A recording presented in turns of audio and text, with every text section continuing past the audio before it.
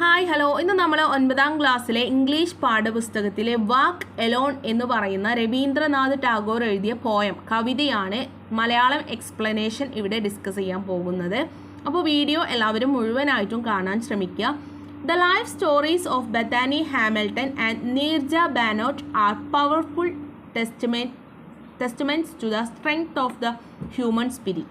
അല്ലേ, നമ്മൾ ഈ യൂണിറ്റിൽ പഠിച്ചു ബെത്താനി ഹാമിൽട്ടൻ്റെയും നീർജ ബാനോട്ടിൻ്റെയും സ്റ്റോറി പഠിച്ചു അല്ലേ. അവരുടെ ജീവിത കഥ, അതിജീവനത്തിൻ്റെ സ്റ്റോറിയാണ് നമ്മൾ പഠിച്ചത് അല്ലേ. അതെന്താണ്? മനുഷ്യ ആത്മാവിൻ്റെ ശക്തിയുടെ ശക്തമായ സാക്ഷ്യങ്ങളാണ് ആ സ്റ്റോറി എന്നാണ് പറയുന്നത്.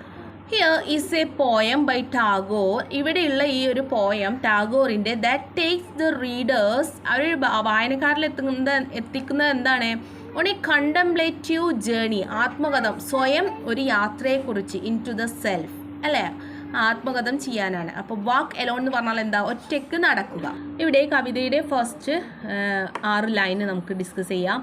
If no one listen to your call അല്ലേ, ആരും നിങ്ങളുടെ വിളി ശ്രദ്ധിക്കുന്നില്ല എങ്കിൽ then you must walk on alone, അപ്പോൾ നിങ്ങൾ എന്ത് ചെയ്യണം? ഒറ്റയ്ക്ക് നടക്കണം.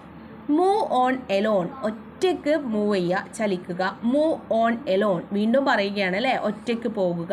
ആൻഡ് മൂവ് ഓൺ എലോൺ, 3 പ്രാവശ്യം പറയുകയാണ് അല്ലേ. അങ്ങനെ നിങ്ങൾ ഒറ്റയ്ക്ക് പോകുക. ആരും നിങ്ങളുടെ വിളി കേൾക്കുന്നില്ല എങ്കിൽ നിങ്ങളെ ഒറ്റയ്ക്ക് നടക്കാൻ പോവുക, ഒറ്റയ്ക്കായിട്ട് നീങ്ങുക.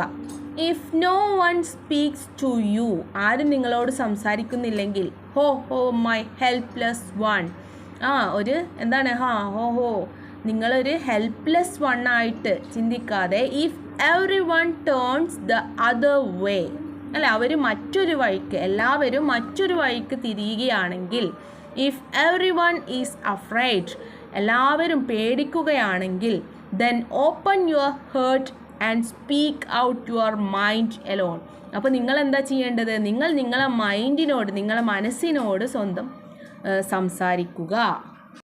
അടുത്ത 5 ലൈൻ നോക്കാം. If every one turns away oh my helpless one അല്ലേ, എന്താണ്? എല്ലാവരും മറ്റൊരു വഴിയിലേക്ക് തിരികുകയാണെങ്കിൽ, നിർഭാഗ്യവാന്മാരായ നമ്മൾ, if as you walk alone on the dark road, അപ്പോൾ നിങ്ങൾ എന്ത് ചെയ്യണമെന്നാണ് പറയുന്നത്? ഡാർക്ക്, ഇരുട്ട് നിറഞ്ഞ വഴികളിലൂടെ നടക്കുക. No one joins you on your journey, നിങ്ങളുടെ ആ യാത്രയിൽ ആരും പങ്കുചേരുന്നില്ല എങ്കിൽ, then you must crush the thorns in your path അല്ലേ, എന്താണ്? നിങ്ങളുടെ പാതയിൽ രക്തം പൊടിക്കുക എന്നാണ് പറയുന്നത്. നിങ്ങൾ എന്താണ്?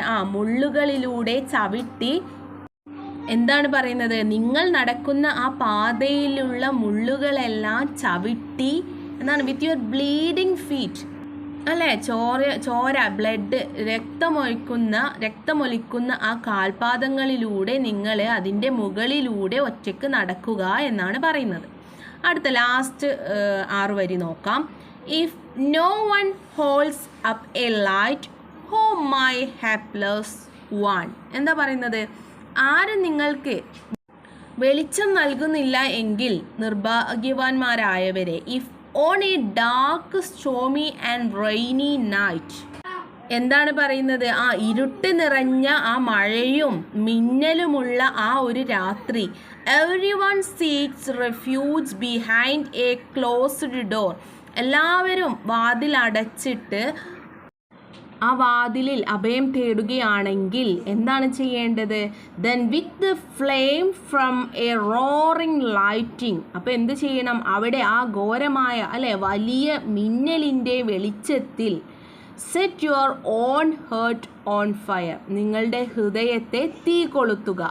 ആൻഡ് ഷൈൻ എലോൺ, എന്നിട്ട് നിങ്ങൾ ഒറ്റയ്ക്ക് തിളങ്ങുക. ദാറ്റ്സ് മെനി മേ ആസ്പയർ, അപ്പോൾ നിങ്ങളെ എല്ലാവരും ആഗ്രഹിച്ചേക്കാം എന്നാണ് പറയുന്നത് അല്ലേ. എന്താണ് അപ്പോൾ ഈ കവിതയിലൂടെ പറയുന്നത്? നമ്മൾ മറ്റുള്ളവരെ ശ്രദ്ധിക്കുന്നില്ല എന്ന് വെച്ചിട്ട്, മറ്റുള്ളവരെ ആശ്രയിക്കാതെ സ്വയം പാതകളിലൂടെ സ്വയം തിരിച്ചറിഞ്ഞ് അതിനെ വഴി കണ്ടെത്തി അതിനെ വെട്ടിത്തെളിച്ച് വേണം ജീവിക്കാൻ എന്നുള്ള അർത്ഥത്തിലാണ് കവി ഇവിടെ ഒരു യാത്രയിലൂടെ കവിത പറയുന്നത് അല്ലേ. സ്വന്തം ഹൃദയത്തെ പ്രകാശിപ്പിച്ച് അതിൽ തിളങ്ങുമ്പോൾ എന്താവും, മറ്റുള്ളവരും പ്രതീക്ഷിക്കും, നമ്മളെ ആഗ്രഹിക്കും. അപ്പോൾ ഇത്രയാണ് വീഡിയോ. ഈ പാഠത്തിൻ്റെ മീനിങ്. എല്ലാവരും ലൈക്കും ഷെയറും കമൻറ്റും സബ്സ്ക്രൈബും ചെയ്യുക. All the